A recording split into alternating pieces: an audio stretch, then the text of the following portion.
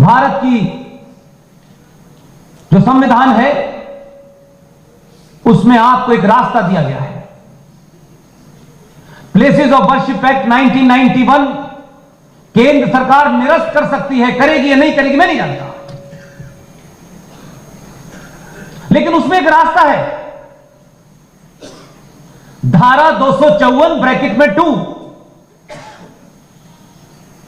यह आपको रास्ता देता है कि अगर आपके राज्य की सरकार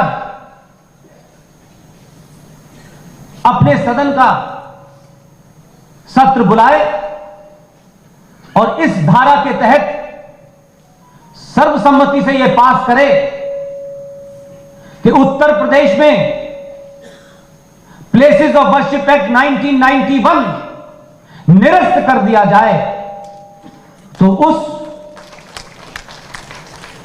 प्रस्ताव को पारित करना और पारित करके दिल्ली भेज देना है। लखनऊ के बराबर में ही कानपुर है, कानपुर से भी ज्यादा रिश्ता है आपका। आपने कानपुर के लोग भी दिल्ली भेजे हैं। देश का राष्ट्रपति कानपुर का रहने वाला है। यह महत्व नहीं है, रहने वाले तो लोग अलग अलग जगह के हैं। राष्ट्रपति भी आप ही की दिल्ली वाली सरकार ने बनाया है, किसी दूसरे की बैसाखियों के राष्ट्रपति नहीं बना है कि किसी ने 2 ने समर्थन दिया है, 1 ने समर्थन दिया है। जैसे ही उस प्रस्ताव पे राष्ट्रपति साइन करेंगे, उत्तर प्रदेश में प्लेसेस ऑफ वर्शिप एक्ट समाप्त हो जाएगा। आपको अयोध्या में भी, आपको काशी में भी, आपको मथुरा में भी, उसके अलावा 7-8 हजार जो उत्तर प्रदेश में मंदिर हैं जो आक्रांताओं के कब्जे में हैं, 24 घंटे में सरकार अध्यादेश करके वापस ले सकती है। इसलिए ढोंग मत कीजिए, हम ये नहीं कर सकते, हम वो नहीं कर सकते, कुछ नहीं करना है। ये नारा सुनते सुनते मैं थक गया हूं भाई साहब। ये नारा अच्छा है, ये मथुरा काशी वाकई है, ये बहुत दिन हो गए। मैंने आपको इसलिए कहा है कि लीगल रूट है आपके पास। मैं नहीं जानता कि इसके बाद कौन सरकार रहेगी या नहीं रहेगी। इसलिए strike while iron is hot. बाद में आप बहुत बड़ी बातें कहेंगे, देखिए ऐसा हो गया, हम तो चाहते थे, समय नहीं था, अब ये नहीं आए, अब इसके बाद आएंगे। गया हुआ वक्त वापस नहीं आता है, इसलिए जो करना है आज करिए। लखनऊ से लेकर के उत्तर प्रदेश के करोड़ों लोग, 23 करोड़ लोग हैं, उसमें कुछ लोगों को माइनस कर दीजिए। उस बचे हुए लोगों से में भी 10% लोग तय कर लें कि 2022 का चुनाव इसी मुद्दे पे होगा। अगर यह पारित हो गया तो मैं फिर कह रहा हूं, सरकारों की जो स्कीमें होती हैं, 2 रुपए किलो चावल, बिजली का बिल, ये जब तक हम जिंदा हैं तब तक चलेगा। लेकिन जिन चीजों को ठीक करने की बात कह रहा हूं, उस पे आपकी आने वाले जनरेशन गर्व करेगी। इसलिए इतिहास ने एक बहुत महत्वपूर्ण क्षण आपको दिया है, मुझे दिया है, ये डाइस पे जो बैठे लोग हैं इनको दिया है, सबको दिया है। 47 में क्या हुआ, चाचा ने क्या किया, इसने क्या किया, उसने क्या किया, सब पे बहस होती है।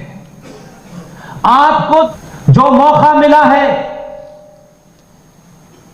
उस मौके को गंवाइए मत, इसलिए कि जितनी शिद्दत के साथ, जितनी गुस्से के साथ हमारे पूर्वज जो कुछ दिल्ली में लेटे हुए हैं, उन्होंने जो जघन्य अपराध किया है, अगर हमारा बस चले तो हम उनको कब्र में से खोद के पूछे कि तुमने क्यों किया है। अगर इससे बचना चाहते हैं तो आज सच बोलिए और कुछ ऐसा करके जाइए कि आपके बच्चे आपकी तस्वीर फ्रेम करके घर पे लगाए हैं और गर्व करें कि जो उनके पास था उन्होंने किया। पैसा, रुपया और बहुत अच्छे नंबरों की मार्कशीट, दुनिया का नियम है, मार्कशीट कभी राष्ट्र नहीं बचाती, नौकरी बचाती है। पिछले प्रधानमंत्री थे, बहुत सारी मार्कशीटें थी, वर्ल्ड बैंक से आए थे।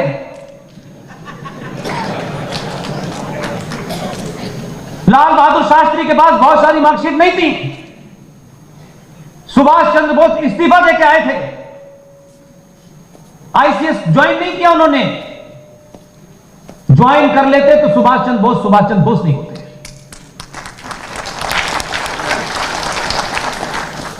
और आपके सामने तो मिसाल है, यूपी वालों के पास तो उसकी डबल मिसाल है। न यहां वाले के पास डिग्री है, न वहां वाले के पास डिग्री है।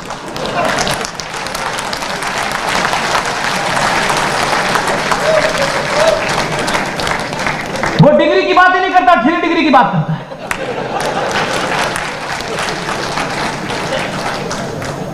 इसलिए ये मौका ऐसा है कि आप ये नहीं कह सकते कि जो बैठा था वो ऐसा था ना। उसकी जाति क्या है, वो कहां से आया है, ये ब्राह्मण है, ये ठाकुर है, ये बनिया है, इसे पूरे 5 साल करिए। ये जाति आपकी निजी है, सार्वजनिक नहीं है। हमारे यहां जाति से पहचान नहीं होती। हमारा समाज आज भी कर्म प्रधान समाज है। भारत की परिभाषा कर्म से तय होती है। जाति की कीचड़ से बाहर निकलिए। जाति एक महत्वपूर्ण चीज है, गोत्र है, वो घर के अंदर है। जब घर की चौखट पार करें तो सिर्फ सनातन बन के करें।